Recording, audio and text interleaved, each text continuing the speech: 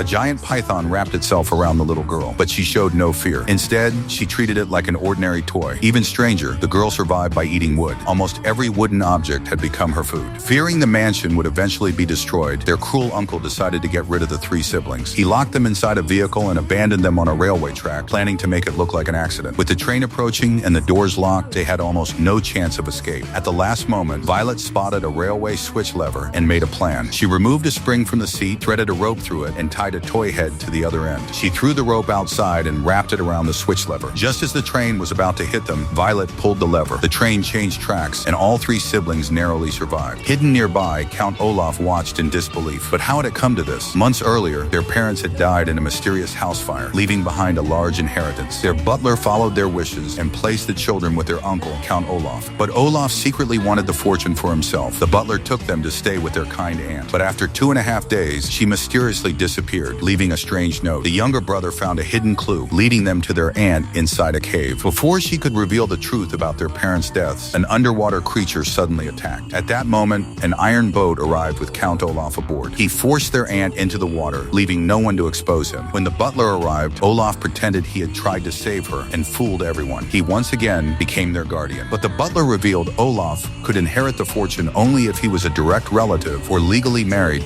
to one of the children. So Olaf made an even darker plan. He locked the younger sister in a cage and threatened her unless the older sister agreed to marry him. To protect her sister, she had no choice but to accept. But the younger brother had already found a way to rescue her. He climbed into the attic and began pulling the cage toward him. Meanwhile, the wedding ceremony began. Once the older sister signed the contract, Olaf would control the inheritance. Seeing the cage moving above the roof, she understood his plan and deliberately slowed down. The younger brother discovered a strange mirror shown in an old blueprint. When sunlight reflected from it, he followed the beam and realized it pointed toward the old house where the fire had occurred. He finally understood. Their parents' deaths had not been an accident. Count Olaf had deliberately started the fire to kill them and claim their fortune. At the ceremony, the older sister had already signed the contract. Olaf proudly admitted everything, believing he had won. Suddenly, a beam of sunlight struck the contract. The younger brother had redirected the sunlight to ignite the document. The butler immediately contacted the authorities, and Count Olaf was arrested. The siblings finally uncovered the truth and returned home. From then on, they stayed together and lived peacefully.